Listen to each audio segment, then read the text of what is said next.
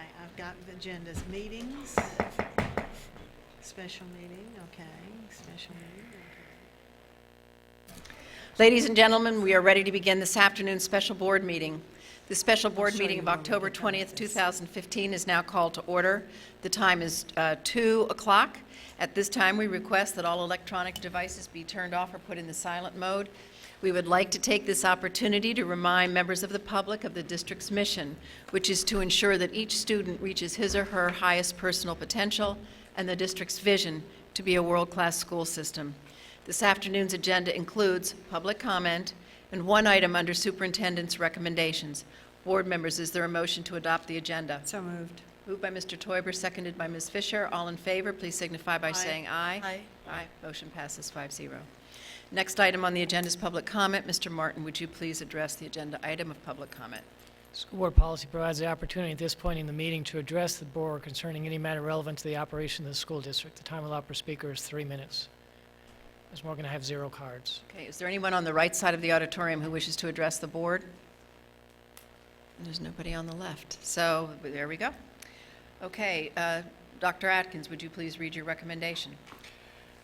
In the first recommendation, I recommend that the board adopt administrative law judge's recommended order and enter final order terminating Adrian Allen from his employment from the Lee County School District effective end of day, October 20, 2015. Is Mr. Allen here or anyone who wishes to speak on his behalf? Okay, seeing none, is there a motion to approve? You've heard the superintendent's recommendation. Is there a motion to approve? So moved. Second. Moved by Mrs. Fisher, seconded by Mrs. Dozier. Is there any discussion on the motion? Seeing none, all those in favor, please signify by saying aye. Aye. Motion passes 5-0. Board member comments? Ms. Fisher. I have none right now, thank you. Mrs. Dozier. I have none, thank you. Mr. Teuber. Ms. LaRiviere. None. And I have none. Mr. Martin. None, thank you. Dr. Atkins. None. Okay. Then this meeting is adjourned. The next scheduled meeting is a workshop immediately following. 2 minutes, okay.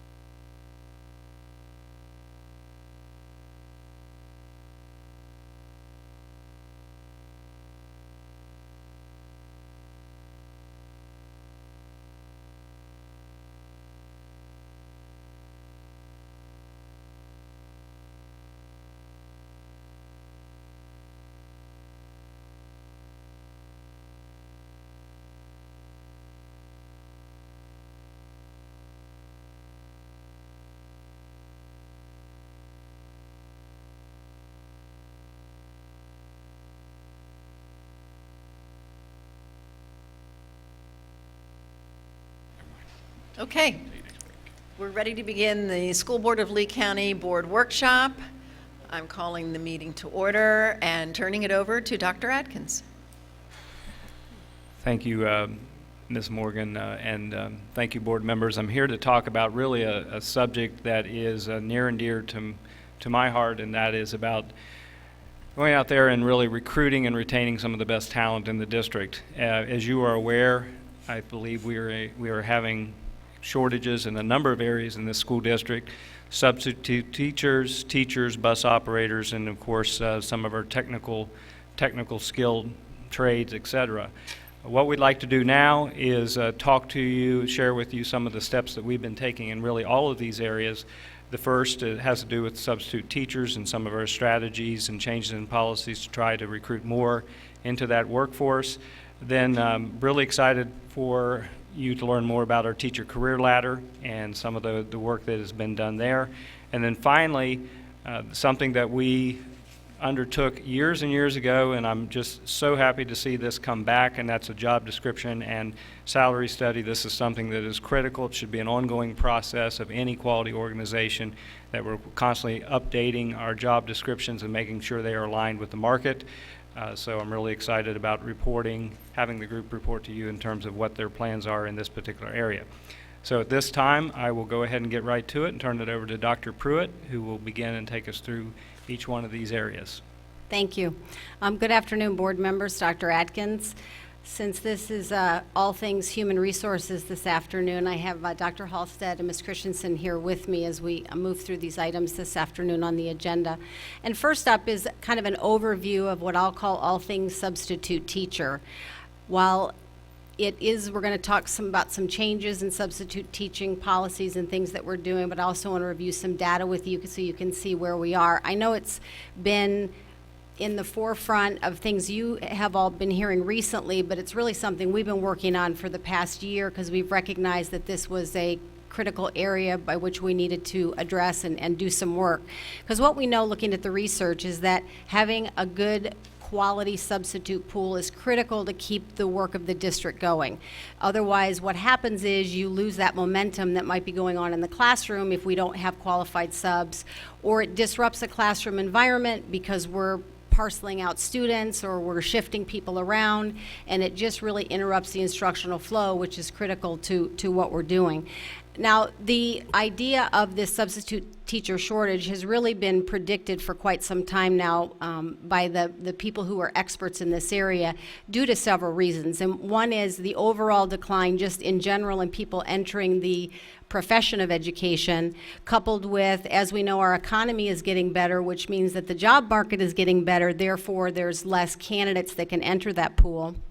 And then another thing that has impacted it specifically here in Florida has to do with the fact of class size, because obviously we've had the need for more teachers, that's more classrooms, and so therefore we've needed more substitute teachers. And again, it's a nationwide issue, and one probably a little more challenging here in the state of Florida just because of our unique circumstances, our growth, and things along that line.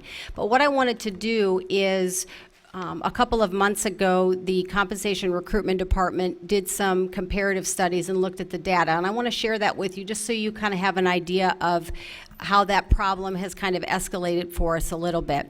So what we have here is just some information relative to jobs. You know, our jobs are categorized, they're either filled or they're not filled. I mean, it's pretty basic in regard to that. And if you take a look at the data on this first slide, we can see that the jobs filled increased. It increased because we had more jobs to fill, because we had more teachers, we had more students, and so therefore we had more jobs filled. Probably what is going to be a little, standing out there is the number of unfilled jobs and the increase of unfilled jobs from last year to the next year. And so again, that's why we knew that this was an area that we were going to need to address because of where the numbers were headed. And the next slide is looking at the reasons for absence. As you can see, the number one reason has to do with illness. The person, is sick and can't come to work. But if you look at the next area, it has to do with things that are going to fall into the category of temporary duty or things that are not related to any kind of sickness, injury, or anything like that. And that was, I believe, one of the reasons that, Dr. Atkins came out and said we need to look at different ways to provide our professional development so that we're not increasing the need of having substitutes taken, to fill those classrooms because they're going to training. Then the next thing we looked at in a proposal that we're going to bring forward to you is looking at the schools that are the hardest to fill, and this is a different hard to fill. This is hard to fill for getting substitute teachers. And now, we've done a study since this table was put into place, and so these schools are, the schools are shifting a little bit, but it's primarily schools in the East Zone that we have the hardest time getting substitute teachers, and particularly at the middle school level because they have the later start times, and so those jobs are all filled. So one of the things we're proposing to do is to put a $10 a day increase on those hard to staff with substitute schools to maybe entice substitutes to pick up some of those jobs. When we looked at the first 35 days of this school year compared to the first 35 days of last school year, the couple of the schools changed a little bit, but the top 10 have been relatively pretty stable. And so we're hoping that is one strategy that will help us in that regard. The other thing that I identified sometime during the last year when doing some research is that in the best scenario, you want to have one substitute teacher for every 3 to 4 teachers. And if you look at our ratio, we're not quite there. We're a little over what the recommended is. So really, if you just look at straight numbers, we would only be able to fill 95% of our jobs under the best circumstances. We wouldn't have enough. So again, looking at, we know that we need to make that pool a little richer. We need to have more qualified substitutes and just more to pull from. So looking at the straight numbers, if we were to have a ratio of 1 sub for every 3 teachers, you can see we would, in the best scenario, we would be able to cover more than enough of all of our absences. 4 to 1, which is our target, we would be able to fill. And then 5 to 1, you see we wouldn't be able to fill. And again, that's just looking at the straight numbers. So again, just more supporting data that we definitely need to address this issue. When looking at the Lee County pay, the Compensation Recruitment Department did review the substitute teacher pay, and I'm not saying this isn't an area that we wouldn't want to look at, but I will tell you that we are competitive to surrounding districts and like districts. So not to say we can't do something in that area, but when you're looking at it just on the straight pay, then we are, within market standards. So to recap, some of the strategies that we're looking at from now through 2017 are to continue to work with our substitute association. I took over for Dr. Atkins and meet with that group on a monthly basis. And as a result of those meetings, we're going to come up with and we have a draft form of a streamlined substitute teacher handbook that we'll share with all the schools. It will be the format, if you will, that all schools will have at least this minimum amount of information that will be accessed with, something as simple as, can we have 2 copies of attendance sheets so that we turn one in and we keep one, just some very what we'll call process type things that we're going to put into place. And then when I finish out talking about substitute teachers, one of the things that we're going to bring forth to you is they have requested that their name be changed from substitute teacher to guest teacher. So as we move forward with the Chapter 5 board policies, you're going to see a recommendation to change that in board policy and in the job description. Another area in which I referred to earlier in terms of professional development restrictions, I don't necessarily, restrictions maybe isn't the best word, but just looking at that differently about how we can creatively provide that, because we do value professional development. We just want to try to do it in other ways, is not to, tax our substitute pool. Pay incentives, we talked about the $10 for those hard to staff substitute schools, and it might be that we want to look at other types of pay incentives, maybe paying for degrees, or if you are a retired teacher, maybe you make a little more. So we're pulling together some research to see what might be feasible in those areas. And then aggressive recruiting. We recognize that this is an area that we could do some more work on, and we're brainstorming some concepts, going out to the chambers, going out to the realtor groups. And so we're the first, oh, while you're looking for employment, why don't you substitute teach? We're also, I had talked with Dr. Atkins yesterday, and we're going to pilot a concept of maybe doing some type of informational/open house in each of the zones. Come learn about substitute teaching. Here's what's out there. Come join us. Let's answer your questions and try to, recruit in that regard. Also to expand our social media presence and look at some ways that we can really target so that when people move into the area, that's what they do is they come substitute teach. And do some internal education. So in our student assignment offices, we have flyers and brochures. Families are moving in here. Why don't you come work for us? And if not a substitute teacher, maybe in custodial, food service. And of course, teachers. We're always looking for that. So really looking at the aggressive recruiting.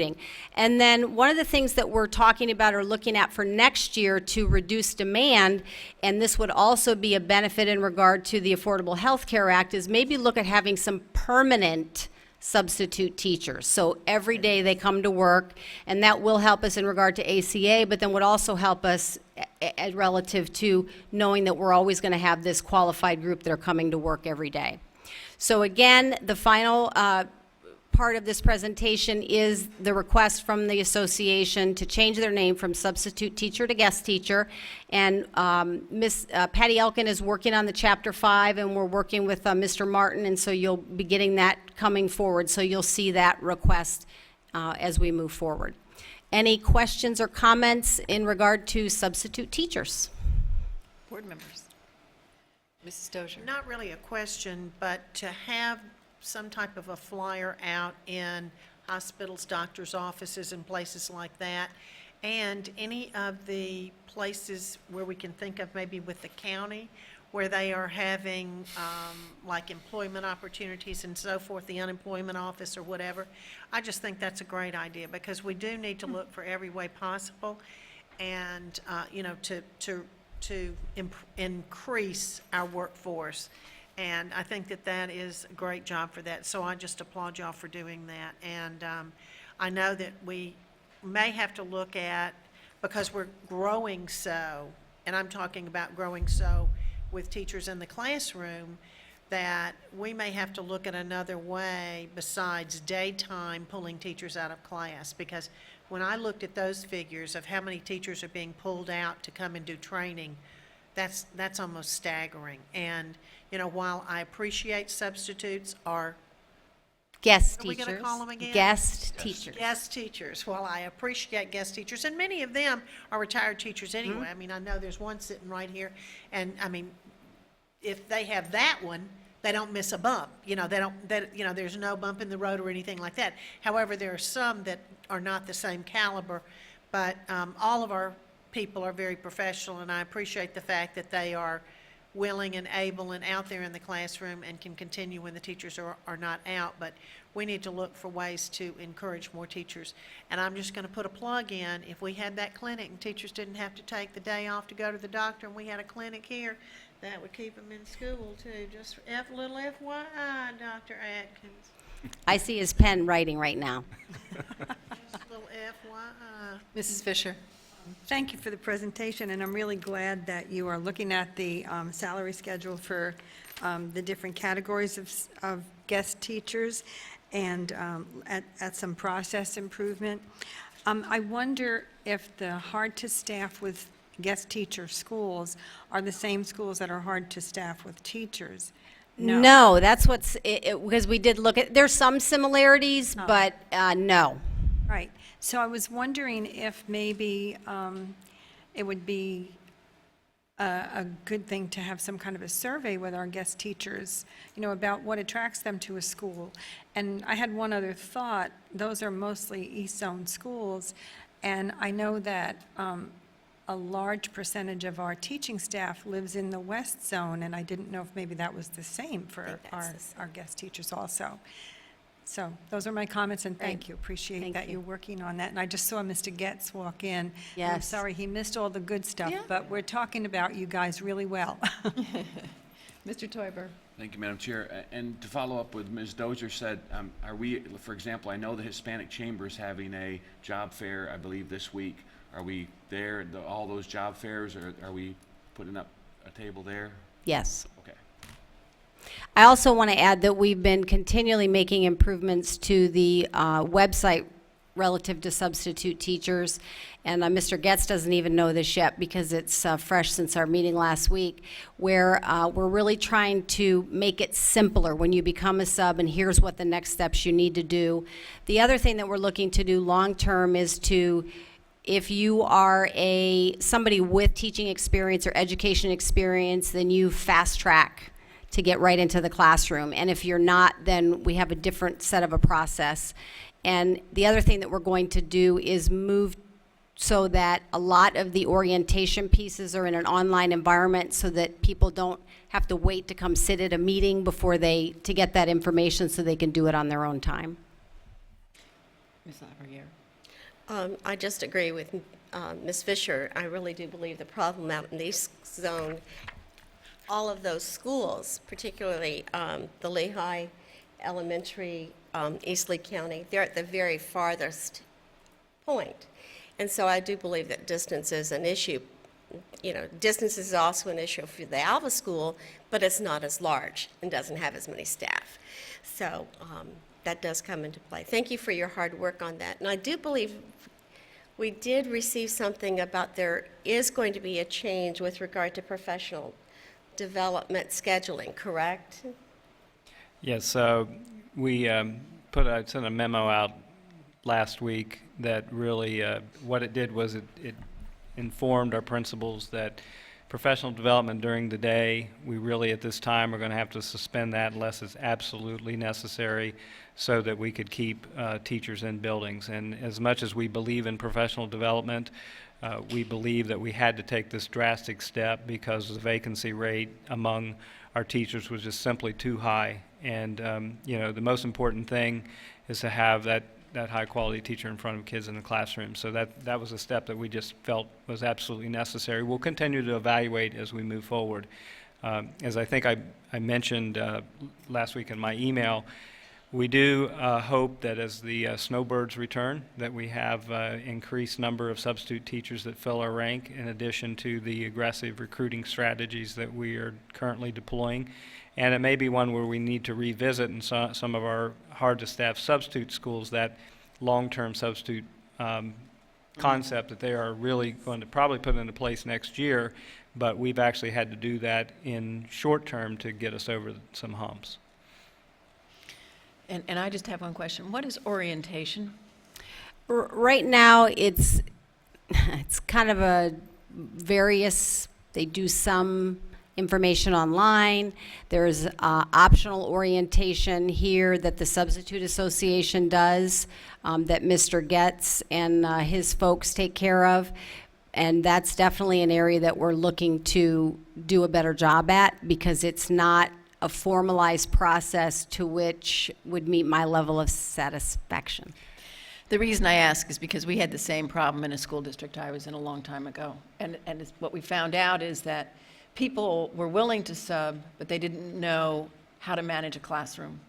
And if you provide some very basic training and increase the confidence level of people who've never been in the classroom but certainly have the ability, that helps. And I know I mentioned that to Dr. Atkins. Well, and I actually started my career in Lee County as a substitute teacher, so I have a little bit of personal knowledge in regard to that, as Mr. Getz and I talk about, and so I do anticipate doing some really good things with that moving forward. Good. Yeah, part of the conversation that we had yesterday was actually kind of promoting that particular concept out there because I agree, you know, I do bump into people in the community, as I'm sure you do, that are interested in substitute teaching, but are a little bit concerned about, you know, being thrown to the wolves, as they speak, so to speak. So we think it's a good idea. Okay. Thank you very much. Thank you. The next one, just to kind of preference it a little bit, the Career Ladder is something that we continue to work on with our Teachers Association of Lee County. This is some of, I think, and of course I have a biased opinion here, but some of our best work. I'm really excited about where this is going, and I'm also very excited about some of the results that we've already seen. the concept here is really keeping talent in our schools, teaching in the classroom, and also using that talent to actually help to promote professional development in a school that's ongoing, sustained. And I will have to tell you, I've talked a number of times about the effectiveness of a teacher preparation institute compared to just simple on-the-job training. We really find that the on-the-job training is where teachers really learn their craft, and therefore, if we can use our career ladder to really support those teachers as they learn their craft, the research has shown that their gains in proficiency are accelerated when you have that teacher leader, that mentor teacher that's helping them along the way. So all of this is exciting, and having said all of that, I will turn it over to Dr. Pruitt, who will take you through with her staff. Thank you. And Dr. Atkins stole my thunder, because I was going to say, under his leadership is where this all started. And I remember back as principal at Trafalgar, I was part of the committee when we were first having these conversations. And we definitely have to acknowledge the people in this room that have been on this journey with us. Dr. Halstead, one of those people. Shanna Fletcher, in her role of the Teacher Incentive Fund, and of course Donna and Mark, who were there at the very beginning as well, and then Helen Davis and Jeff Dobbins, who are with the Teacher Incentive Fund now to help keep part of this going. And in your slide, you can see that it's a pretty comprehensive group of people that have been working throughout the last couple of years to make this a reality. And this is really a look at changing the way we compensate teachers and instructional folks. It really is a transformational way of doing compensation and moving forward. So I'm very excited to be part of it and to kind of talk you through. I know you've had some presentations on it, so hopefully this will just bring you up to speed with where we are right now and some of the great things that Dr. Atkins talked about that we have seen as a result of what we've done so far. And so here, I'm going to turn it over to Dr. Halstead. Good afternoon. What Dr. Atkins and Dr. Pruitt both talked about in terms of the committee coming together, it was really an amazing thing. It was formed in 2012, partially because of all the statutory changes, which I'm sure you're aware of, as well as the requirements for the Race to the Top grant, if you remember that existed a few years ago. But what we did was acknowledge that we have these requirements, but we decided that we were going to meet those requirements in the Lee County way. So we weren't just going to do the minimum to get past whatever the new requirements are. We were going to make something meaningful to us. And so we really focused on how we could recruit and retain the most talented teachers. And with that in mind, we looked at some different elements that we're going to talk about this afternoon. So they're listed on the slide. We talked about performance pay, we've got the career ladder for teachers, critical needs compensation, and then that total compensation model that brings everything together. So during this presentation, we're going to go over each of those, talk about what the history is, so what's already been implemented by the committee, and you'll see that there's quite a few things that have been done, and then also what the next steps are for the committee. And I'll turn it over to Mrs. Christensen. Good afternoon, board members. There are two salary schedule structures within the career ladder. They are the grandfathered and the performance schedule. 49% of our current instructional staff are on the grandfathered schedule. This is comprised of staff who currently hold a professional services contract or a continuing contract. 51% of the current instructional staff are on the performance schedule. This is comprised of staff who are on an annual contract or a probationary contract. The negotiated salary increases to the base salary for instructional staff is as follows. Teachers on the performance schedule who are rated as highly effective will receive 100% of the negotiated increase. All teachers who receive an effective evaluation on the performance schedule or who receive an effective or highly effective evaluation on the grandfathered schedule will receive a base salary adjustment equal to 75%. Any instructional employee who receives a rating other than that highly effective or effective would not be eligible to receive a salary increase. During the spring of 2015, our instructional staff had the opportunity, we created an annual election period where they could transition from the grandfathered salary schedule to the performance salary schedule. Of all of those teachers, we had 9 elect to transition into the performance schedule. 6 of those individuals are now retired. So we had 3 people transition. They got an additional $500 during that election period to move from one plan to the next. Just as she's transitioning, a couple things that particular piece, those requirements in terms of 75%, 100%, is part of the things I was trying to get across to our legislative delegation, although I think that fell short when I was attempting that, but that was kind of that prescriptive nature of that legislation that really restricts what we can do. We were complying with the law, but I've always contended that if we had more local control in that particular area, we could design a compensation system that would do an even better job than what is prescribed from Tallahassee. Sorry. Dr. Atkins, on that point, the difference and the difference in pay as far as the 75% per 100%, is that a statutory differential, or is that something we've imposed? It's a statutory differential. The highest salary adjustment that you can give to a teacher is somebody who's on the performance salary schedule that receives a rating of highly effective. And then the second largest adjustment that you can give is somebody that's on the performance salary schedule who receives an effective rating, and that has to be either 50% of what the highly effective person receives up to 75% of what that highly effective person receives. So you see, they're telling us exactly how much that you can give an effective person versus a highly effective person. And then as it relates to the grandfather schedule, they're pretty silent on that, but the way you can interpret it is that on the grandfather schedule, you can give it up to 75% of what you would give the highly effective person. So, But we do have the ability, and again, negotiated, of course, to lower that number. In other words, if we're not seeing the exodus from the grandfather over into our performance schedule, where I believe as a district we want our people to be on the performance-based schedule to give them the flexibility and to give them the ability to excel, we're not making that differential enough to make it worth the jump. that is correct. I would say that what we're doing in negotiations is really looking at kind of alternative ways to provide compensation that get to where we really need as it relates to performance, so that we can still meet the compliance nature of the law, but also allow us to do really what we need to get from our teachers and what I think will help us retain our teachers. And I think, Board, just you can agree with me or not, but I'd just like to throw out there that I would hope that our negotiating team, with the concurrence of this Board and our union cohorts, I don't want people to move because we're making it a stick.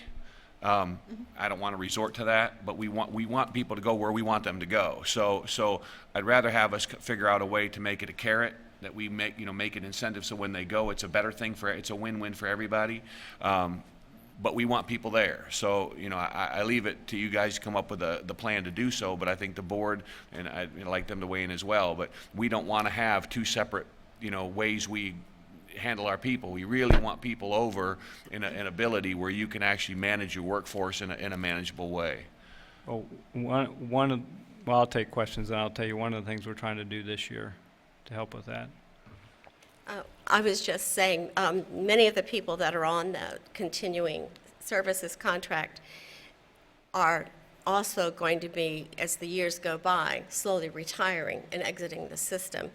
Many of the people that are on that don't want to give up their right to due process.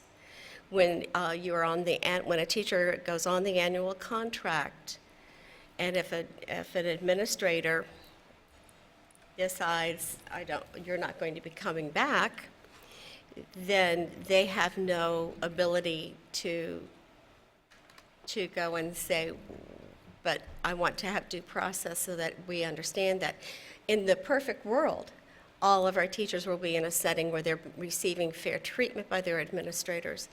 But that there are times where that has not happened, and personalities sometimes get involved. So that's where some teachers are hesitant to lose that right for due process.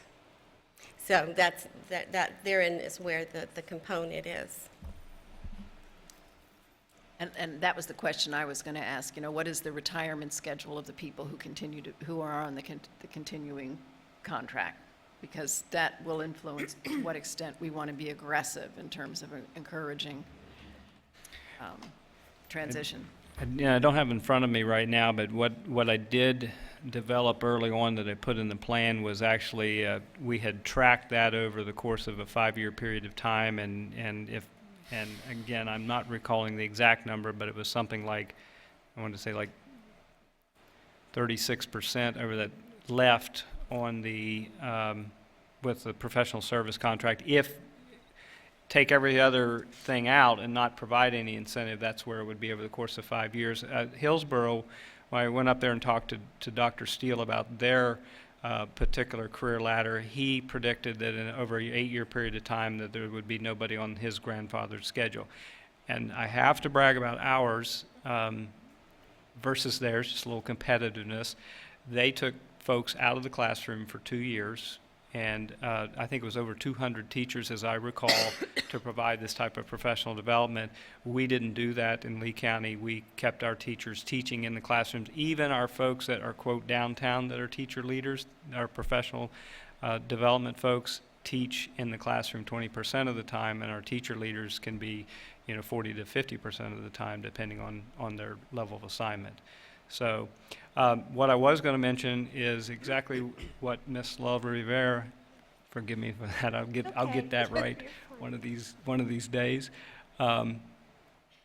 We have to incentivize being able to stay on the performance salary schedule by making people feel more secure than they currently do on that particular schedule. We are working, Donna and Mark in particular have really driven across this point. And in many ways they're correct. I talked about the numbers, what the data shows. We non-reappoint a large number of teachers, and then we turn right around, and I think this past year we hired 150 of them back. And just think of the investment in those particular teachers. Why go through that churn? If we can give them a little security, we've invested in them, provided professional development, retained them. They don't have to be concerned about, I'm doing a great job, I have an effective rating, I need to stay with the district. So we're working with our association to make that happen. I think as we move forward, there'll be more security about being on the performance salary schedule.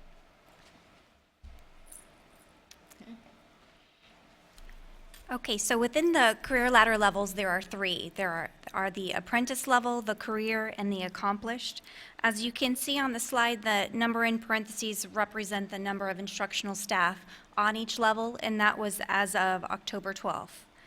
The apprentice teacher is a teacher in their first few years of service who has not yet completed the apprentice professional development plan. Apprentice teachers are typically assigned a mentor teacher within that first year, and depending upon their performance, they may request an extension for that mentor teacher beyond that time period if needed. The career teacher has 2 or more years of teaching experience and has completed the Career Teacher Professional Development Plan. Career teachers are eligible for supplemental positions such as mentoring and instructional coach positions. The accomplished teacher has more than 10 years of teaching experience and has completed the Career Teacher Professional Development Plan. The accomplished teacher is considered the highest career ladder level, achieved without an increase in responsibility or assignment beyond the normal classroom duties that you see there. So those are those 3 levels. Oh, go ahead, Mr. Teuber. Well, and I appreciate the level, and it looks like there's hoops or achievements that need to happen. My question is, and it's probably the same question Ms. Morgan has, because this is right in her wheelhouse, but how do we know that these moving from apprentice to career are actually they're competent. They're actually, is there in that plan, metrics to show that they've actually achieved competency at that level? And if so, if you don't have to go through it, but just say it's in the plan and we can go look if we want to. It is in the plan, and we can give you those details. And just to add to that, to move from an apprentice level to a career level to an accomplished level, you have to go through what we call a milestone event. So there has to be a vetting of what were the evaluations during this period of time, what's the feedback from the mentor teacher. You also have to make sure that they have completed all the requirements that they will. Each level has professional development and evaluation requirements that they have to get from one level to another. And again, it's called a milestone event, and the committee this year is actually working on a more formalized process for what that looks like. But that gives you an overview of kind of in a nutshell what you would expect. Then I have a question too, and it wasn't the same question, but I liked your question. And that has to do with evaluating the people who are doing the mentoring. So you pick somebody, you pay them to mentor. Do they get evaluated by the person they mentor so that we know whether or not they're effective?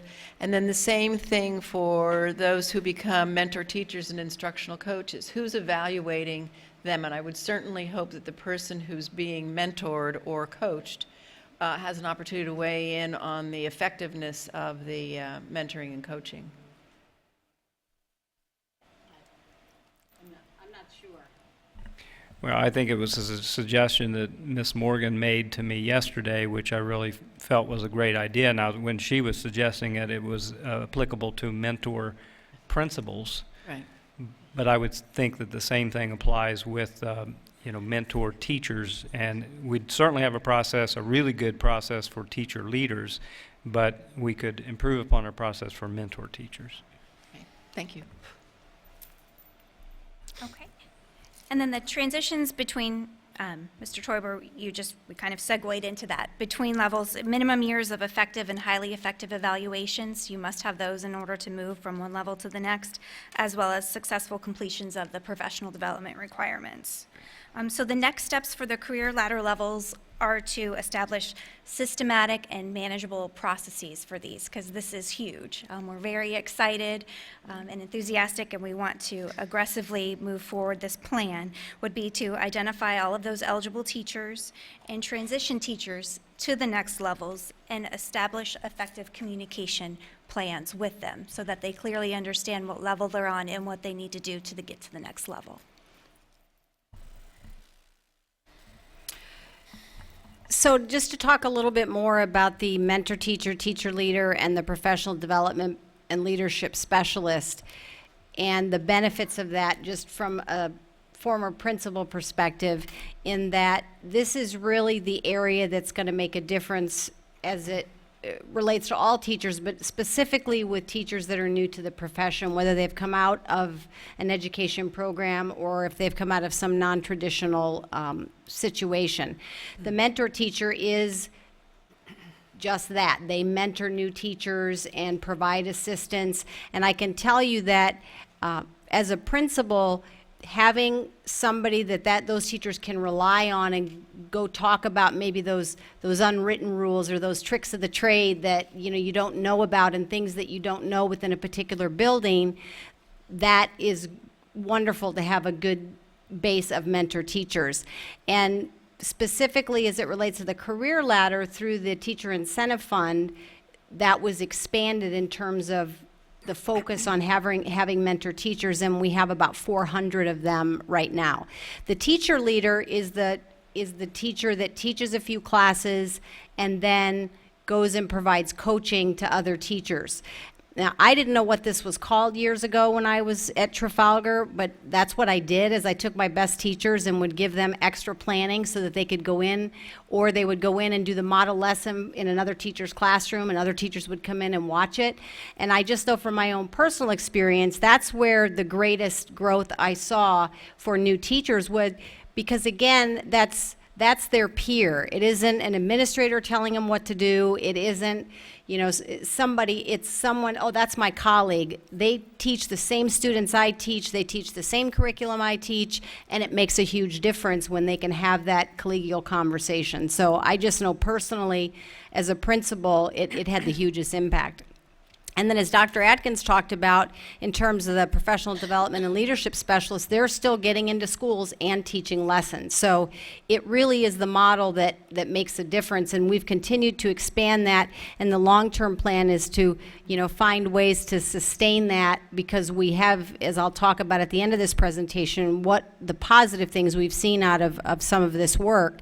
It really does make a huge difference in that brand new teachers and helping them.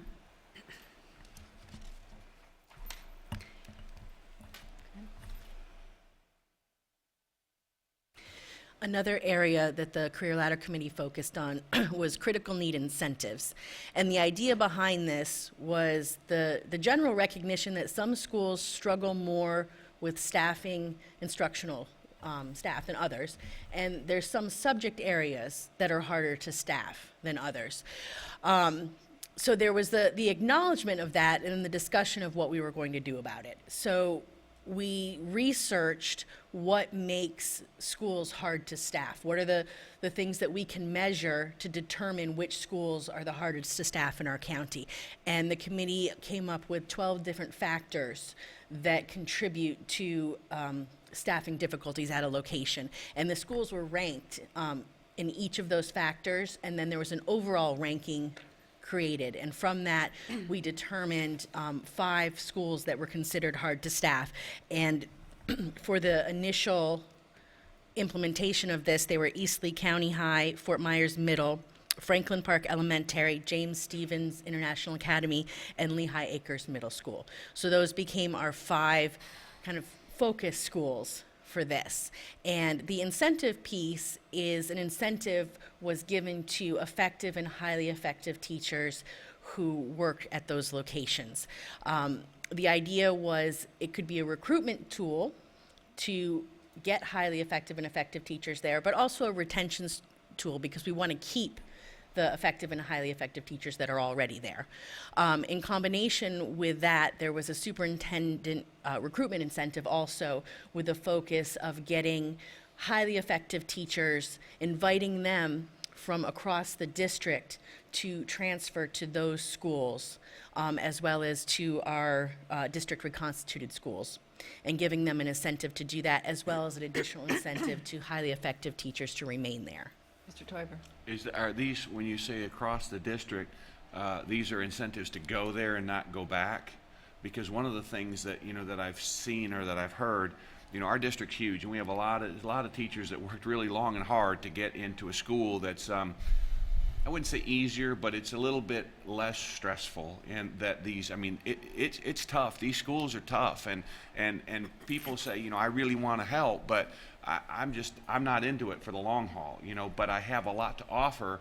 One of the things that we might want to consider is, and it also gives us the ability to train the ones in that school. If you have teachers in these hard to staff schools, to have a 2-year transfer, to have these school, something like, for example, a teacher at Eastleigh transfer over to Cape High or to Mariner, and they do a 2-year tour, and they see how they work in that school, and then the others they can provide, and so you kind of give that cross training, and then 2 years they get to go back. So their spot's held because you've got the other teacher, and I think that somebody may still say, okay, now I'm getting an incentive, but I also am just putting in my service, quote unquote, so I'm doing something for the district, but I'm not signing up to giving up 25 years or 23 years that I've done to work so hard to get here to now go there and I'm stuck. So that may be something that you want to throw out there, to give a 2 or 3 year tour, that, and give them a 2-year, give them a certain incentive, 3 years, give them a little bit more incentive, because again, money is good, but, I'm sure that, the teachers out there can tell you that's not all of it. If you put money on a scale, it doesn't make the top 5 for a teacher. These teachers are there for the kids. They're there for a whole lot of reasons. Money's important, but like I said, I really don't think our teachers, nobody's here doing it for the money, but they like to be appreciated, but the incentive would help, but as long as they know they're helping and can make a service and come back. So that's... And one of the things, as you're aware, we're trying to integrate what we're trying to do with the administrative salary schedule with the teacher career ladder. So if we do like you all just, gave us approval to move forward with the senior turnaround principal. We're hoping that that person is going to be a super dynamic individual that people are going to want to go teach for because the principal sets the working conditions in the building. I want to go work for that particular principal, and that is going to really tie in with this teacher career ladder, I believe, and help attract people to these difficult to staff schools and then keep them there. Because you're right, it's not just about money. It's about working conditions. It is. I have two questions. The first is, or actually a comment was made last night when I spoke to Talc about first-year teachers and how difficult it is to be a first-year teacher.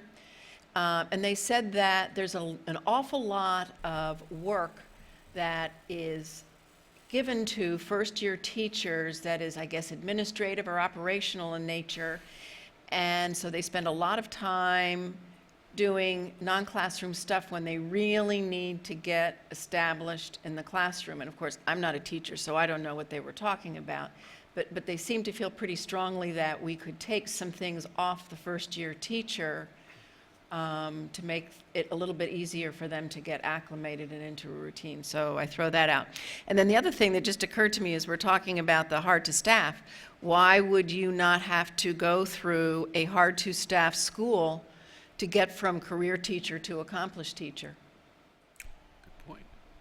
I mean, if that means you can Walk the basically walk. teach anywhere, right? All right. Well, and just commenting on a couple of them, I'm trying to take notes, as I know some of you are, which is why we do these workshops, because we want your all's input and feedback. Commenting on the first-year teacher, you know I have a first-year teacher in my house, and so who gives me constant feedback on a daily basis. So it is very difficult. It is a struggle. It is something that I'm just amazed, because I remember it as a first-year teacher, coming home, eating dinner, going right back at it until I went to bed, and getting up and repeating it all over again, kind of like this job. One of the things that we're trying to do, we're discussing this right now with Mark and Donna and our school development people. I've asked Mark and Donna to get people like Joe Castellano and some of our real, our teachers that are really involved in their schools and are very knowledgeable about, professional learning communities and the planning issue, and who work directly with these beginning teachers, and really look at what is reasonable when it comes to working conditions among our teachers. And so I've asked them to pick some teachers. We're going to work with our school development folks and really try to provide some guidance as to what we really should be doing to not only support our first-year teachers, but also try to pull some things off the workload of all of our teachers, because I think we all agree. I mean, we heard it in bargaining the other day. I think Mr. Fox was there. He heard it also about the difficulty that teachers are now experiencing with all the requirements. So it's something that we're working on with our association right now. And I believe as we address the teacher shortage issue, we're going to have to look at some non-traditional folks to help enter the teaching profession. And so it's going to be even that much more important to address that as we move forward. I was one of those non-traditional folks who was in the business world for 8 years and have a business degree and never student taught one day before I walked into a classroom. So I definitely understand the challenges. So if we're going to try to get more people to enter the profession, we're going to have to address what those things are and do what we need to do to support them in that first year. Mrs. LaRiviere. I don't know if Mr. Castellano or Ms. Mutzenard have had an opportunity to discuss with others what happened at the NEA Closing the Gap convening, but one of the things that happened within our small group is we were discussing this issue for our first-year teachers. And there is an awful lot, there's a lot more being thrown at those first-year teachers now than there was back in the day when I was a first-year teacher. So there were a lot of conversations going back. But the other problem that we've had is the person who's been in charge of the Apples program has changed from year to year to year. And so we really need to have better consistency with one person that does that, and maybe lengthening out what we do with Apples so that it's not all just a one-year thing, but maybe it is a year-and-a-half process, so that they can spend more time within their schools doing the PLCs and learning from the other teachers that will assist them through the year. So those are just my personal thoughts. But I do appreciate all of you guys. So we've been talking about the difficulties that schools have with staff, particularly instructional staff, and finding them and retaining them. The committee recognized that there's also a difficulty with certain subject areas. Certain subject areas are harder to find instructional staff, qualified instructional staff for. And the Department of Education comes out with a critical shortage area list every year.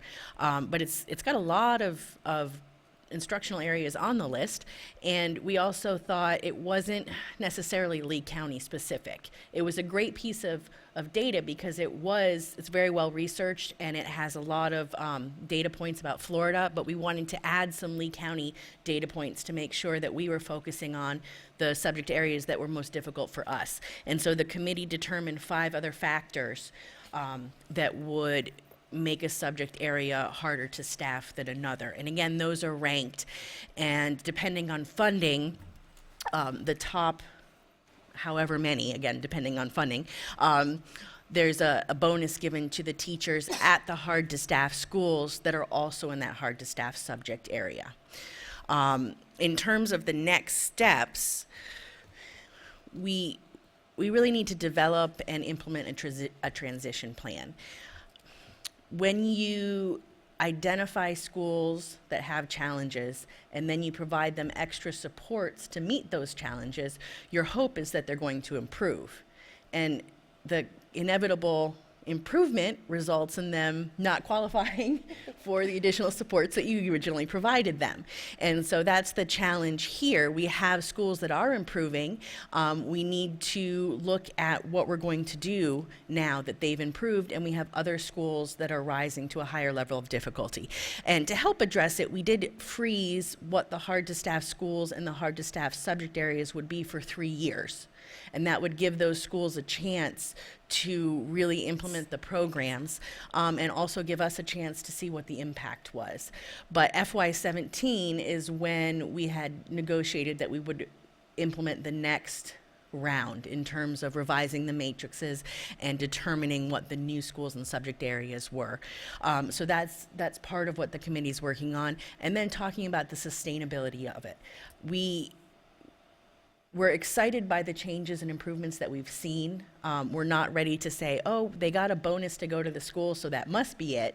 We're certainly hopeful that's part of it, but we really need to look at doing an in-depth study of all the changes that we introduced through the Career Ladder and the TIF grant, and try and determine which ones have the most impact and where we can most successfully influence schools with the budget that we have. And so those are some things that we're looking at in terms of the committee. I'll turn it over to Dr. Pruitt. So, as Dr. Halstead has said, we are in the process of looking at the data from this work. So, our preliminary look at this data, and we haven't had the opportunity yet to share this with the schools. That's why you don't see the names up here, because we felt they should kind of get that kudos firsthand. But here's what I can tell you is that the gap of highly effective teachers that are serving those TIF schools has increased over the 3-year period. And here's why that's important. As Mr. Toiber indicated, sometimes it's hard to be in the trenches and to want to stay at those more challenging schools. And so if we can see that we're getting more highly effective teachers to stay at those schools, then we're making a difference. We can at least make that connection. The other thing is, when you're looking at the indicators of what makes a school hard to staff, those schools that have, in this 3-year period, their rankings have improved. In other words, they're getting better. So I don't know necessarily that you're going to see the same 5 schools, because those schools that have been in that 3 years have moved up, so they're doing better. So I'm very optimistic in reference to when we finalize that data, and we'll share it with you with the specific schools and exactly what we've seen, once we've looked at it a little closer and had an opportunity to share that with the principals and with the schools so that they can have that information. But good news is, it's positive results. I also wanted to share with you that Ms. Fletcher shared with me that there is a feedback process currently for mentor teachers. Who they mentor completes a survey about them. So that's good news. And any questions relative to the career ladder, or any areas or comments that you could share with us? Just one thing I wanted to say about the sustainability is that, ultimately a TIF grant's going to go away, Race to the Top goes away.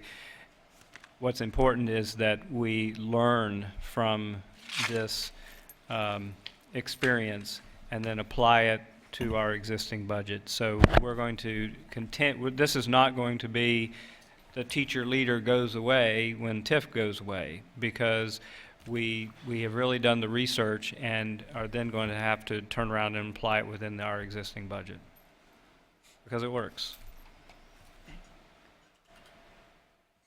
Yes, I Mrs. do Fisher? have. Yeah, I just wanted to back up to page 21 again, which, okay.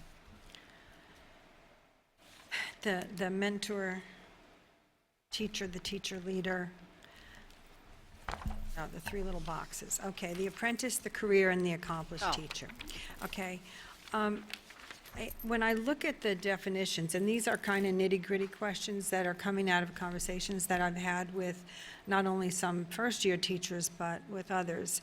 An apprentice teacher is a teacher in years 1 through 3 of service. A career teacher has 2 or more years of teaching experiences and has completed the professional development plan, and they are eligible for supplemental positions, including mentor teacher and instructional coach. So then feasibly, you could have a first or second year teacher who's being mentored by a second year teacher. Is that what that's saying? Or coached by someone who's actually a peer? Is that, am I understanding that correctly? Well, let me back up, and I will check on the mentor piece, but here's what happened with the apprentice piece that may be causing the confusion. Originally, the apprentice teacher was set at years 1 through 3, okay? And as we looked at that, there were a number of teachers that were actually coming into the district with greater than that in terms of years of experience, but were actually put at a level 3, in terms of where they come into the salary schedule, that might have even additional years of experience beyond what you see there with the apprentice teacher.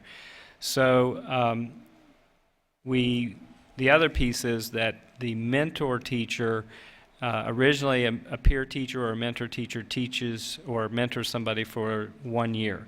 But then folks in teaching and learning came to us and said, really there's often a need to extend that into a second year, and could we develop a concept where that mentor teacher is allowed to carry on that mentor supplement with that teacher for that second year.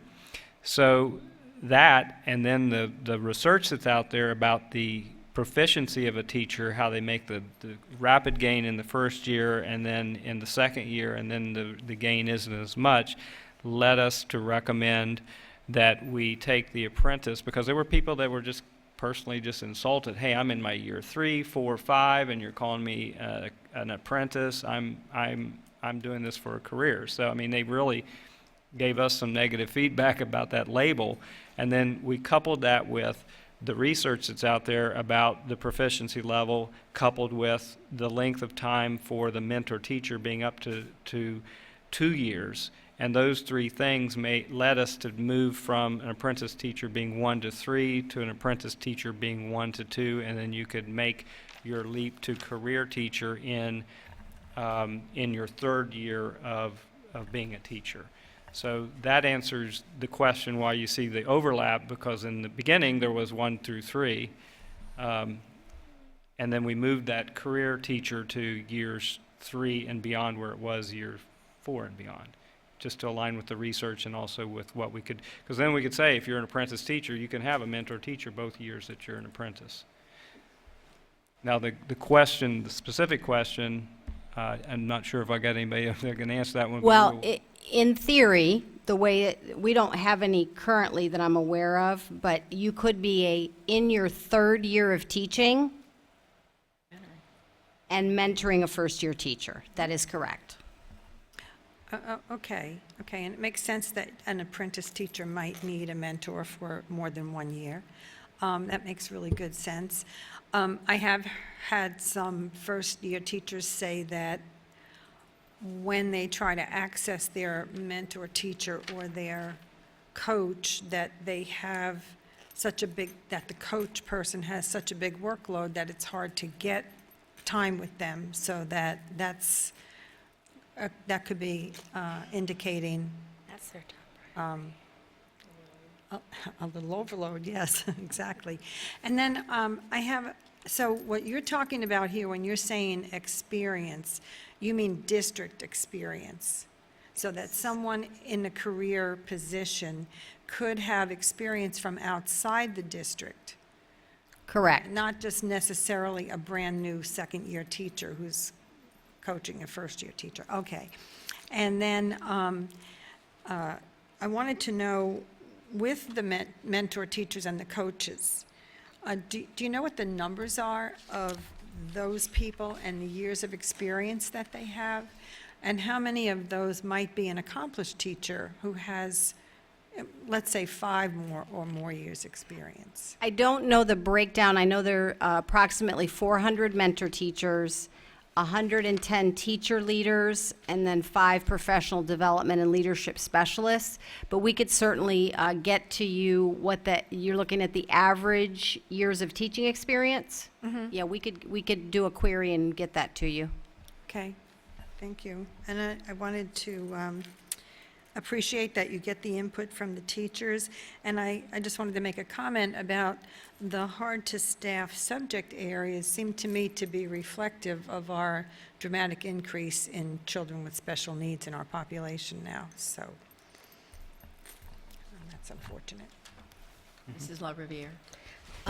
I do have to say that there are sometimes these beginning teachers who within their third year are definitely ready for that, and one of those teachers is sitting out there right now, and that's Helen Martin. And she was ready to go in her third year to be able to provide that leadership. So that does happen. It's not the norm, but it does happen. And I do believe we need to get the word out to administration with regard to our coaches and TIF teacher leaders, that to make sure that they are not overloaded with some administrative tasks so that they're not able to be available to the teachers, because their top job is to be sure that they're there for those teachers. And Ms. Fletch, I'm so glad she's sitting here so she can clarify some of these things for us.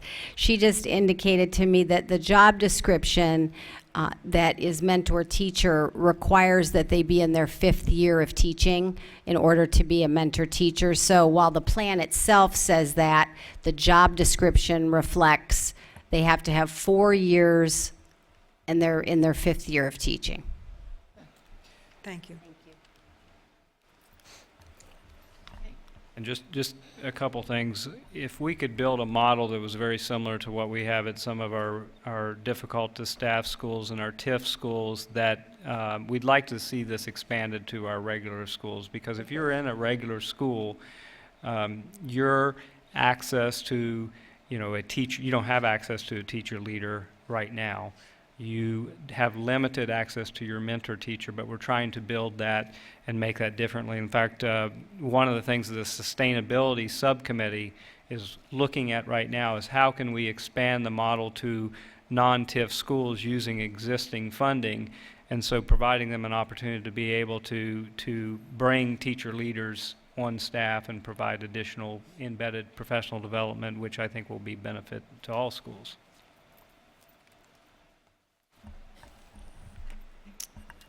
We ready? Yes, just in classification and compensation. Again, this is something that we began doing years ago, but our economic crisis kind of took us away from doing this type of work, so we're excited about bringing it back, and I think this is a way for us to continue to update our job descriptions with changes in technology and also changes in work requirements, and also allow us to remain competitive in the workforce. So, Dr. Pruitt. Thank you. So one of the things when I first came on board in this position was because I have a need to know, I did a comprehensive look at human resources departments in various sizes of education, not only in Florida, but comparable businesses, school districts, to kind of see how it was structured.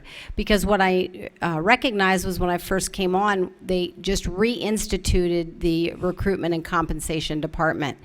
And when looking at the hard data, what I recognized, and my fellow cabinet members got a little tired of me saying it, is that our human resources department definitely was impacted by the economic downturn and the reduction of staff in the Lee County School District. And so as a result of that, they were operating on what do we have to do to survive. And really, so some of those other things weren't able to be addressed, and now as the years have gone by have sort of compounded the problem. And I just want to take this opportunity to say, I loved my time at Trafalgar Middle and loved the staff there, but I will tell you that this group of people that I work with in human resources are some of the most hardworking, dedicated, and wonderful people that I've had the opportunity to work with, not only in this district, but just in any job that I've had. So I say that to tell you that we're going to do some great things. We've done a lot, and we're going to continue to do more, and this is one of the areas. In order for us to remain competitive, in order for us to be able to recruit the teachers that we need to recruit our IT and IS staff that we need to keep us in, this century, we've got to be able to know what our job descriptions are, know what comparable salaries are, so then we can make some educated decisions about where do we want to put our resources and where are our priorities relative to keeping this district going. And so what we've been able to do is, under the direction of Ms. Christensen, is put together a plan to how do we get there? How do we find out what the jobs need to be and what are the salaries ranges that we need to have in order to be competitive? So what she's going to share with you is here's what our plan is, and then we'd like some feedback from you about anything we might be missing or anything that we can do that would help us to improve this process. Good afternoon again. This is something that is very near and dear to my heart. I was born and raised in Lee County, left after college and went to Northern California and worked in the private sector for over 10 years there in the technology and retail industry, and this was one of my main functions within the private sector. So to be able to come home and be with family and to obviously work for one of the greatest places, if not the greatest place in the area, Southwest Florida area, is to work on job descriptions and salary studies. So I'm going to let you guys click. Yeah, we'll do. So the first step when working on a classification and compensation system is you've got two components that you need to look at.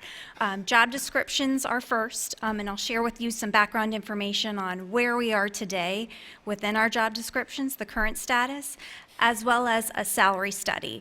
And in order to do a salary study, our first step is to have accurate job descriptions. So Job descriptions help applicants and employees understand their duties. They help them understand where they are with the district's mission and goals and their objectives. They touch on critical areas such as recruitment, selection, orientation, training, job performance, as well as legal defense if needed. And here's our current status of job descriptions per classification. And I apologize, I'm not sure why one value didn't come across on the slide.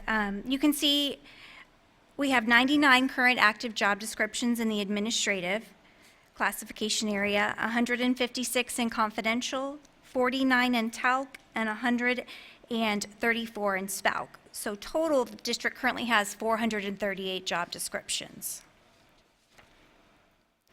And on the next slide, you're going to see the number of job descriptions last updated by period.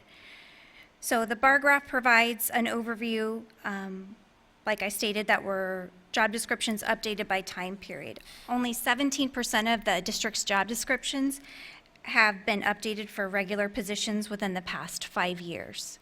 So we're a little bit behind point. Industry standard is generally every 3 to 5 years you review the information to make sure you do the complete job analysis process. You can see. I'd just say again, you can see from that chart the reflection of the economic downturn and the impact it had on our work. Yep. Yes.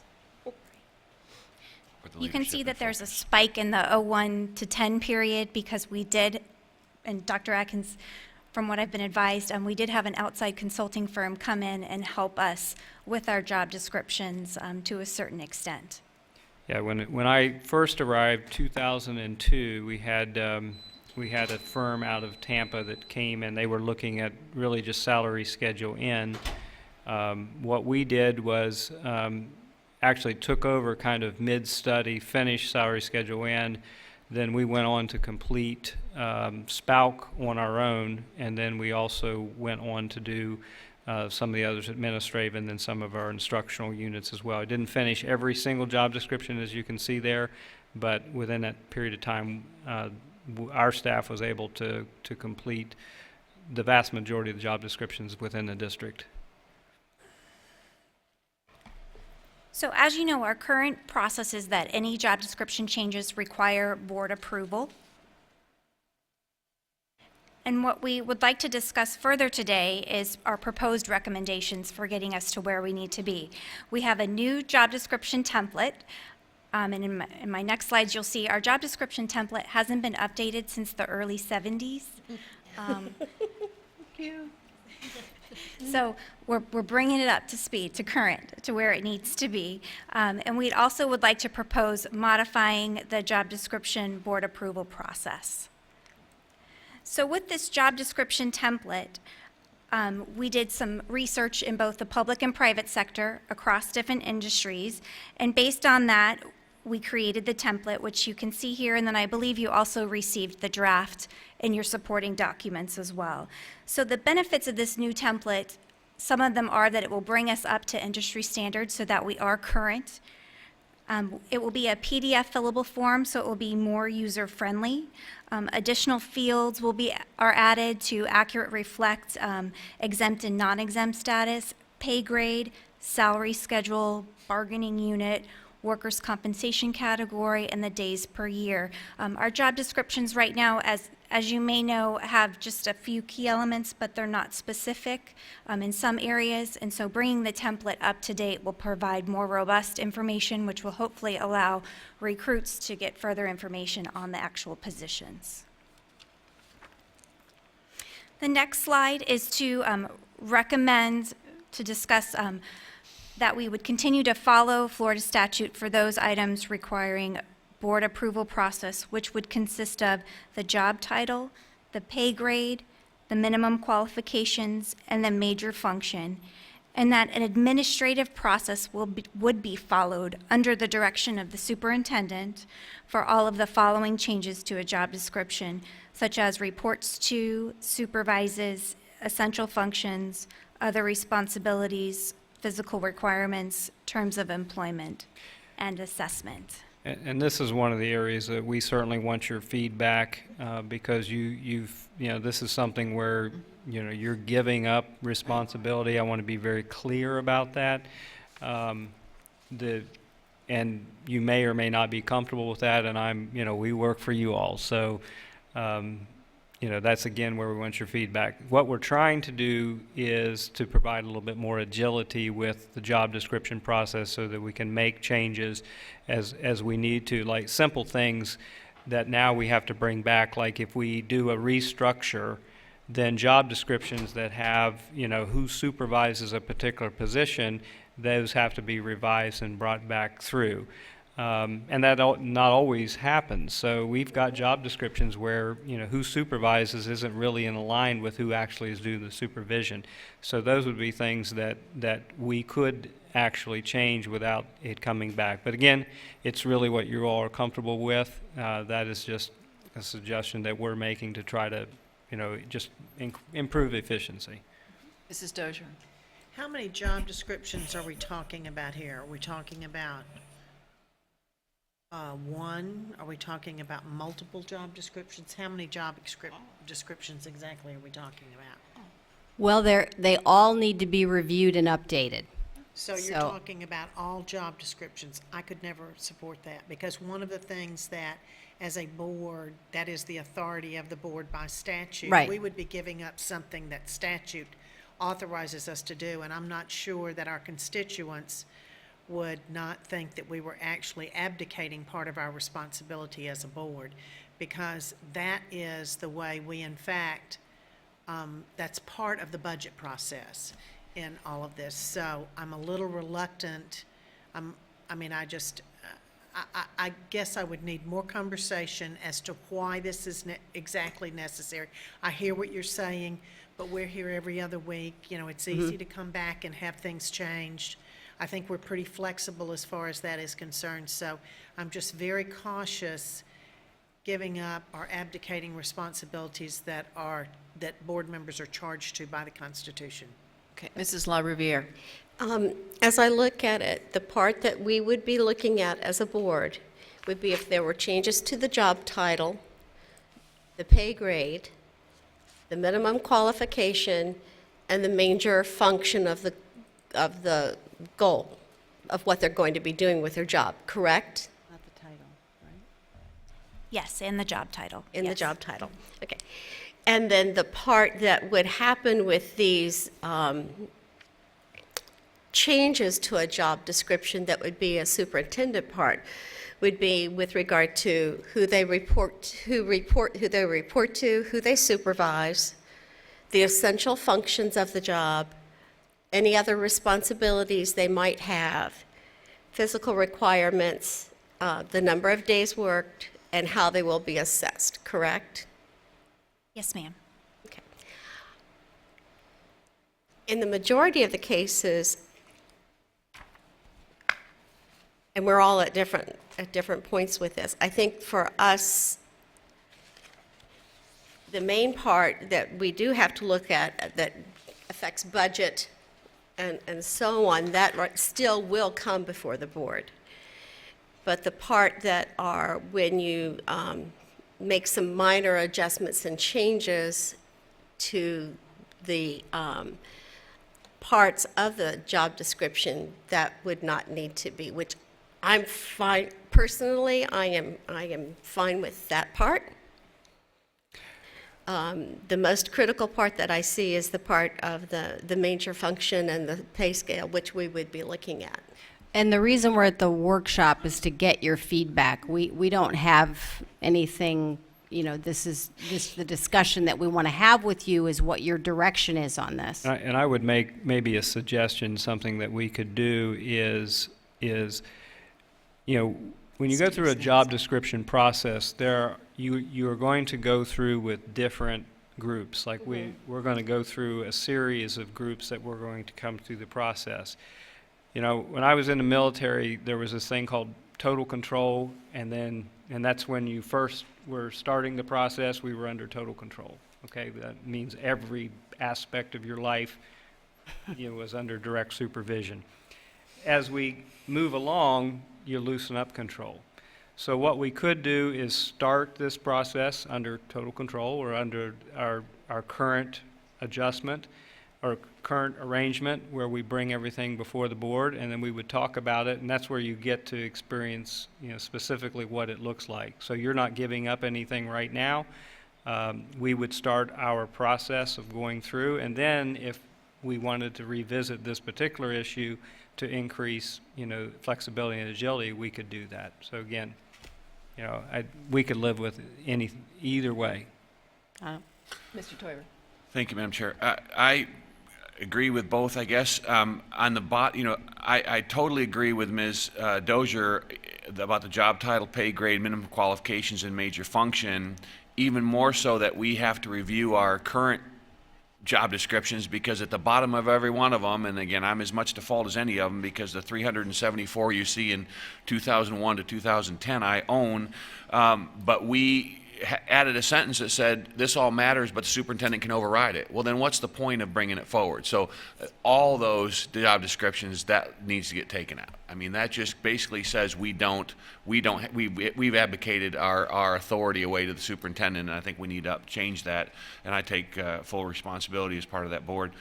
But I also agree with Ms. La Riviera. The reports to supervisors, physical requirements, terms of employment, and assessment are really beyond the auspice, I think, and of this board as far as the essentials of the ability. I do believe the essential functions, other responsibilities, still goes into the definement of our organizational structure. So I agree with Ms. Dozier. I think those would have to go up with the major function, the minimum qualifications, the essential function, other responsibilities. Who it reports to or supervises, I think once we see the organizational chart, which is under our auspice, and we approve that kind of, as far as it's not in the nuance as far as the paperwork of the job description. And then when you get down to the other, to the physical requirements in terms of employment and assessment, that's really the management of that person. Once we've decided who that person is, what they're doing, and the board approves that, how you manage that person, I think would be beyond. So I'm okay with I like your total control, but I would be even supportive of letting you get, once we give you the job, and you're going through the job descriptions, the key things I think the human relations is regarding as far as how do we actually get this person, their assessment and their terms of employment, those type of things. I don't really want to see, but I'll go with the board how they land. Mrs. Dozier. Well, terms of employment is very crucial, because if you look in parentheses, number of days worked.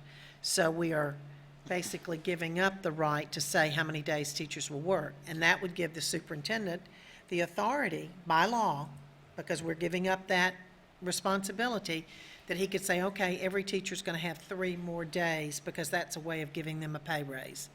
Uh-oh, we're in trouble because we don't have the budget for it. So, you have to look at it in the sense of, we have to know that as far as the budget is concerned, that's where I'm coming from, that we have to have the authority, and that's why the state gives us that authority, because, we can all be taken out of these seats if we don't produce a balanced budget. The governor could say, oops, every one of y'all made a mistake, y'all need to be out of there.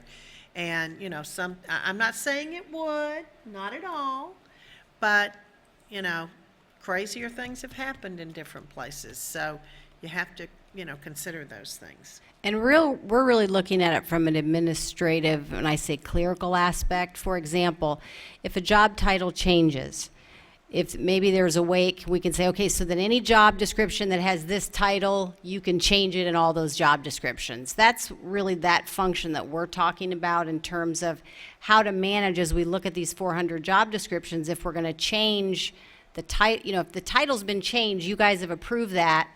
Well, now we have to bring forward every single job description just in order to change that one thing. So I don't know, we're trying to look at the best way to accomplish that. And again, we'll do it however you direct us to do it. Mrs. La Riviere. Well, I just think that that's a lot of job descriptions for us to review. So I do see where, and we're we're looking at when there are changes to a job description, not creating of a new one, correct? So Yeah, we may have to look at, maybe consider a way of putting things in certain categories, or when it would be coming to the board and when it would not, based on different scenarios. That's part of their plan that they're doing is they've developed a multi-year plan in which they're going to bring certain jobs, families forward to the board for approval. Okay. Okay, I'd like to just weigh in. I think you're right that, well, I think Mrs. Dozier is right, we're giving up a responsibility, an obligation. But I also think that from a pragmatic point of view, it really makes a lot of sense to strip out what is not essential for us to see. But I will also add that having been on the board for 3 years and having had a lot of concern about the whole process of job descriptions, compensation, hiring, et cetera, I would like to see us go through 1 year just working with the forms, developing a confidence level with the staff that, the level of description is there, that we're not really giving up anything by stripping out some of the responsibilities. So my preference would be let's work at it for a year with the document and then come back and talk about whether we can streamline the process in a way that the board is confident and comfortable. Okay, absolutely. Mrs. Dozier. And I just have one other thing to say. You said that these have not been revised since, It's varying. Some haven't been revised in 20 since- years, some 10 years, some there's a 5 years. reason why they haven't been revised, because we have had very competent people in the position, and because they really didn't need to. And there's an old saying that you don't reinvent the wheel unless you have to. And a lot of these job descriptions, there's no reason to reinvent them. There's no reason to change them because they're effective, they're efficient the way they are right now. So I'd just like to keep that in mind too, without saying that everything needs to be overhauled. I've got to say that because I have a vested interest here. Yeah, I don't think our intention is to overhaul anything, but simply even to look at it, and if it's good, it's good, and then we move on. That's right. Yeah, I think the point is simply to be able to put a date on a document Right, that that says it's been we reviewed. looked at this document at this point in time, we're confident that it's okay to roll it over for another 5 years, period. It's for the Roosevelt Yeah, I don't think Administration. the intent is to rewrite every job description. Right. Just, Oh, I hope not. Well, Mrs. LaRiviere. and one of the things that we encountered over the weekend, we were looking at the superintendent's job description that is there right now, and it is greatly in need of revision. And it is, I think the last time it was in the 1990s, somewhere in there. And so there definitely are some out there that need to be looked at, and there may even be some job descriptions that you look and say, oh, wait a minute, we replaced that job with a different type of job description. So it's a good time to kind of look and go through the process. So thank you for being proactive. Mrs. Fisher. Yes. May I? Yeah, Mrs. Fisher. Yes, thank you. And moving forward, you started out with 2 questions: how can we be competitive, and how can we move into the 21st century? And because there have been such dramatic changes, and we have added new job descriptions, because the job of the classroom teacher today in 2015 is not what it was in 1999, just like the job of the superintendent. It's a totally different ballgame. So I think that it's incumbent upon us to review our job descriptions and to make sure that they reflect what the actual responsibilities, duties, and essential functions are. And I think that we need to be involved in that at this point, because it is a period of transition. And so I would echo what Mrs. Morgan said and allow us to have an opportunity to review all of the areas for at least a year with the new process, so that we can become familiar with it and also have some input. When we were at our legislative delegation presentation the other day, and the university presidents presented, they talked about the fact that they have deleted many of the courses that they used to have, that used to be popular, because they don't have the census for them anymore. And how the College of Education is hard-pressed to get those classes filled.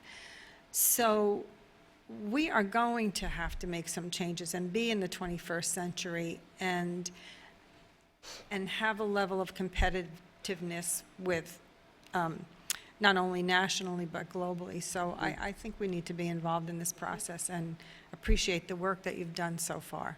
Thanks. Any other comments on this? No? Okay.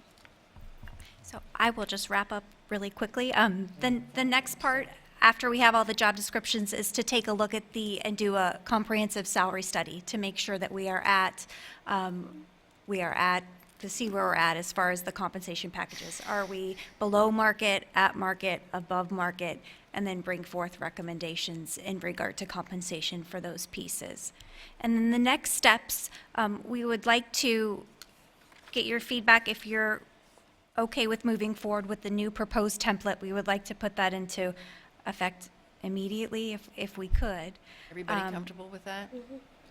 Yeah, I like the template. Okay, terrific. And then we'll hold on the board policy for right now, and then the project plan will come back to you. We plan on doing a pilot. We like to do pilots with every project we do within human resources, I'm sure, as well as within the district, because you learn a vast amount of information. You can have the greatest plan in the world, but when you pilot it and it doesn't work, then you have to switch it up a little bit. But we're confident that the pilot will be successful. And then we also want to explore the RFI and RFP process.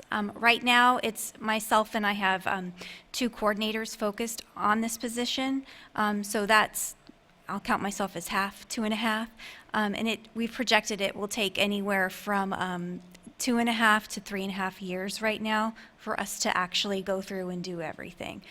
So we're looking to see if we can explore other opportunities, survey other districts to see what they've been doing, what their processes have been.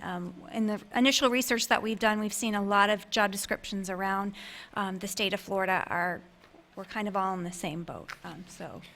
So what we've actually done, we've reached out to Lee Memorial for some help. And John Cecil, I think he's always been a really good asset. Dr. Pruitt is going to the HR executive group meeting. Is it this week, I believe? Okay, next week. And she's also going to explore, alternatives with that particular group. So we do think we have some partners in the area that we can get some good ideas that can actually help us with this, both with an RFP process, but then also with our own internal process as well. Thank you very much. Thank you. Any last questions, comments? I just want to say I appreciate you all taking the time to listen and provide your input for all this. I know that it was a lot to throw at you, but I think, we're talking about our employees, we're talking about compensation, and I think they're important topics, but I do appreciate the engagement and the feedback. And I will say thank you to all 3 of you. I think you did a nice job putting together this presentation and tickling out the from the board what you needed to know. I think it was very productive for us as well. So thank you. Really appreciate it.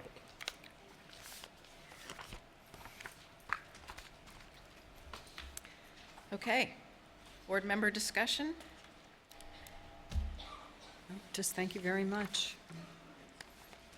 Right. Mrs. Dozier? Yes, I'm going to use this as a briefing and give my report. I met with the CAC last week, and it was like their first meeting of the year, and they reorganized, and they put in a railroad of the chair, the same chair that they've had for several years. He does such a good job, Ryan Richards. And he will be coming back to report to us. And they also decided on, what the different topics would be as far as talking during the year. And they talked about LL High School working on, and they said that the school would open in 2018, 2017 portables, that right now they're still on schedule, which that was, something that the group was very interested in. But something else that I want to share with y'all, and I was sitting there And I'm sure that all of you received one of these too when you went to your advisory committee. You probably received one of these handbooks. So I was sitting there giving accolades to the secretary. Well, I was told that our office put this together. This is a book that is about your advisory committee, and it tells about the board advisory member training. I was told that y'all put this together. You don't know anything about it? No. Well, then nobody knows where this came from. And but I none of wanna us got tell y'all- one. Huh? And none of us got one. Well, I'm sorry y'all didn't get one. I think what, This Must have book been done right by your- here, let me tell you, this book right here, I will loan it to our secretaries and ask that they give it to us. This is a concise book that talks about all of our policy as far as advisory committees, parliamentary procedure. It talks about making motions. I mean, did you put this together, Mr. Martin? yes, you created. Portions of it, Somebody yes. needs to say, yes, I did. Linda did all the work. Linda, okay, then you did do it. Then why were you looking like you didn't know what I was talking about?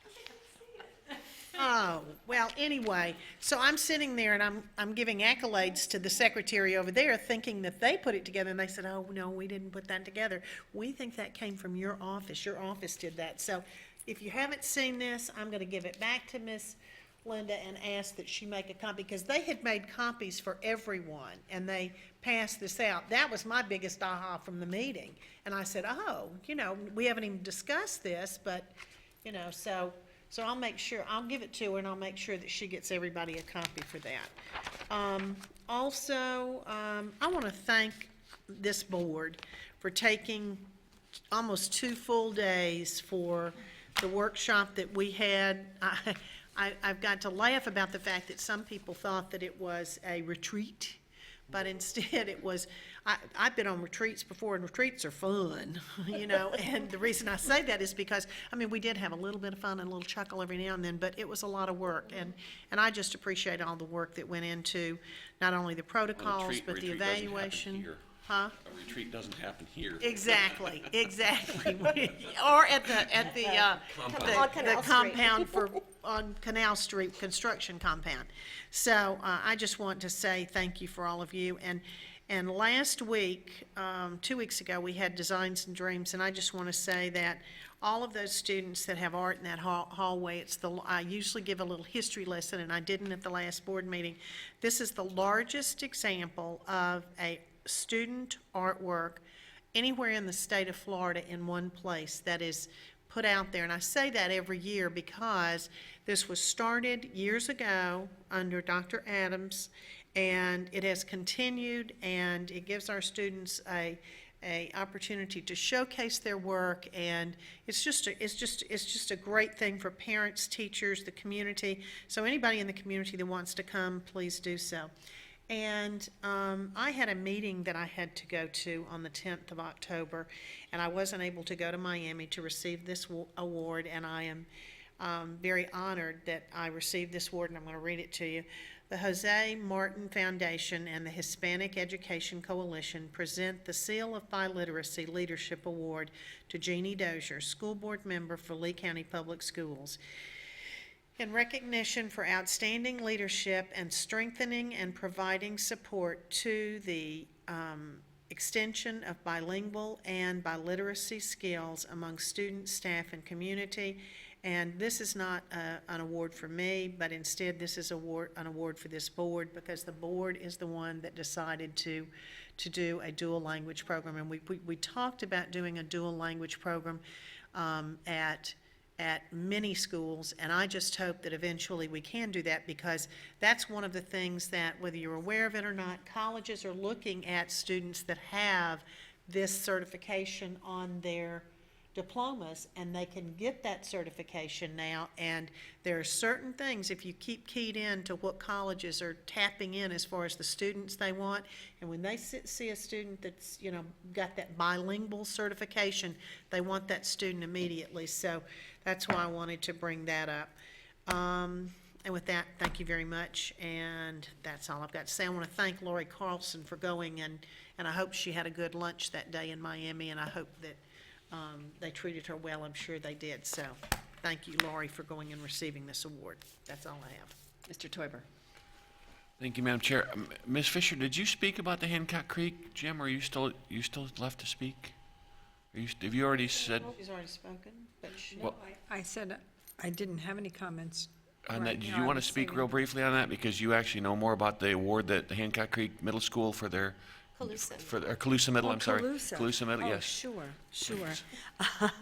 Okay, Calusa Middle School got a grant for $100,000, which is funded privately with partnerships like Nike and Ford and Fit TV. And they have a full-service fitness center on site now, which will be used for the children, of course, first, and then the staff can use it before and after school. And they're talking about, at some point, other members of the community being able to access that, but they have some homework to do regarding that. It's all in line with having healthy kids being able to learn. All the research is there. The ribbon cutting was on Wednesday, I think last Wednesday, and it was well attended by people from our staff, the student body from Calusa, and the partners from Lee Memorial Health System. The people at Cape Coral Hospital next door have been very instrumental in helping with the setup of the fitness center and offering support for healthy living habits. Everybody was very excited. I think that it was one of 3 grants in the state of Florida that were offered, so we were blessed to be one of the counties that benefited from that. And I'm hoping to see more of this now. Healthy kids are ready to learn, and we know that healthy teachers are there and doing what they need to be doing when they feel better. So this is a really good opportunity for us, and they are the first ones in the county, but I hope not the last. Thank you. Thank you. Thank you, Ms. Fisher. And I just want to say, it's no coincidence that Calusa being next to Lee Memorial Health System in the Cape was not a good factor. And I want to thank Lee Memorial for their participation. Scott Cashman was actually there at the event. His wife still owes me black bean brownies, but I digress. But I want to thank that, Lee Memorial has been very active, both, helping both our children and our teachers and our administration for healthy lifestyles, and that does correlate to, less time off, more kids in the classroom, more teachers in the classroom, and reduced medical costs. So that's a great relationship, and I want to thank them as well.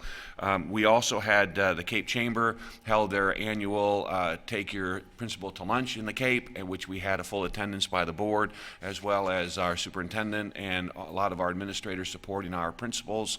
That the Cape shows their appreciation for our principals in the Cape. It was a great event. I want to thank them for that. We had a great entertainment by Cape Elementary School. It's just the best part of this job is always seeing our children being able to perform, and it was nice not to be able to showcase that with our Cape Chamber as well. That's about all I have. Skyline. I'm sorry? It was Skyline. Oh, Skyline. I'm sorry. Thank you. It was Skyline Elementary. Skyline. And that's all I have. Thank you. Mrs. LaRiviere. Well, I have had the opportunity to visit several different schools, including some of our charter schools. But one of the interesting conversations I had was with Ashley Lamar the other day at Royal Palm. And we were talking about our teachers and our retaining of our teachers. And he said to me, Pam, I want a teacher that I know loves the students. He said, it was probably about my 7th year that I began to become a really great teacher. He said, if I know those teachers really love the kids and they want to work, I'm willing to work with them so they can get that achievement. And it was wonderful to hear that mindset, that he didn't want to be real quick to write someone off. He wanted to see their heart. And it also fell in line with studies with what is currently being done now in Finland. They select teachers. It's very difficult to get into their teaching colleges. And in order to qualify, they have to go through an interview process. And one of the things they have to do is they have to give examples of different times they have taught something to someone, whether it be riding a bicycle or how to do taekwondo, whatever. And then also measuring those soft skills, that heart skill. He said, it's not about the high scores. There are other pieces and components that we look at for our teachers. And ironically, he said Finland learned from America. And I will be sharing a PowerPoint I will share all of the sessions that you can access and you can view. Those sessions from the NEA convening for the Closing the Achievement Gap. But the one with Pasi Sahlberg was quite interesting, and he wound up praising what we do in America, and he wound up saying he wished he had a sticky on the back of his book, and he said, do not do it like Finland does it, because it won't work. You've got to do it the way it's going to work for you and for your students and your country. So there was a lot of good stuff that happened, good conversations when we got into our small groups, and I just really thank Marshall Bauer for the invitation to be able to participate. That's it? That's it. Okay. A couple of things. First of all, we agreed that the superintendent job description had to be revisited, but we didn't agree as to who would revisit it. So I'm looking at you, Dr. Adkins, to ask who would you like to have the board interact with respect to a draft revision of the superintendent job description? Well, if it would be your pleasure, in the past, it's been a human resources function. It's something that I have done, so I sent an email to Dr. Pruitt and asked that, I said I would be putting her name forward, so. Okay, good. Perfect. All right. Very good. Thanks, Dr. Pruitt. Okay. We need to schedule the board organization workshop for November. It has to be held between the 2 November board meetings. Last year, it was on November 13th, 10 o'clock to 1 o'clock at Support Services. It appears, now the staff have looked at our calendars. It appears that Tuesday, November 10th is the only day that will work without changing individual board member calendars. But that's also the Veterans Day, scheduled for the Veterans Day ceremonies in many schools. The one here is scheduled for 9 a.m. We could start our meeting at 10:30 and go until 1:30.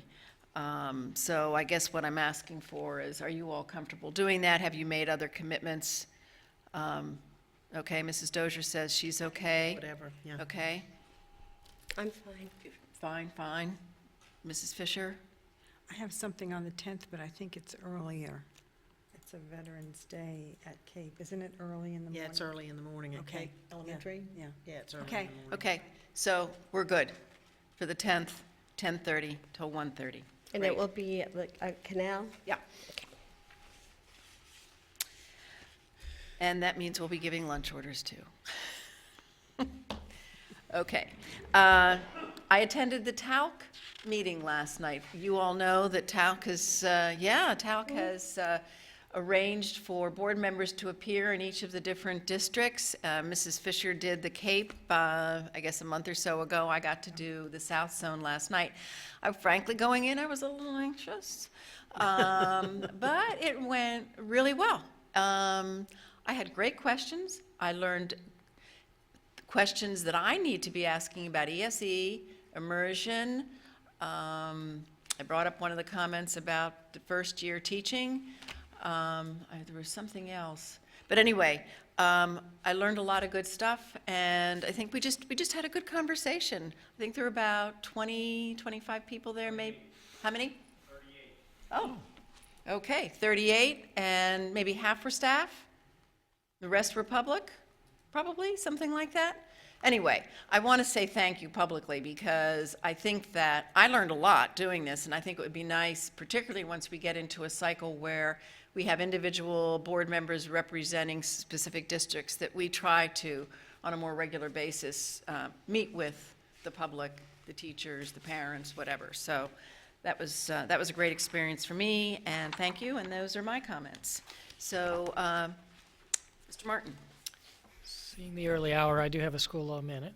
And we've been talking about public records. The basic definition of a public record in Florida statute is all documents or other material, regardless of physical form, characteristic, or means of transmission, made or received pursuant to the transaction of official business.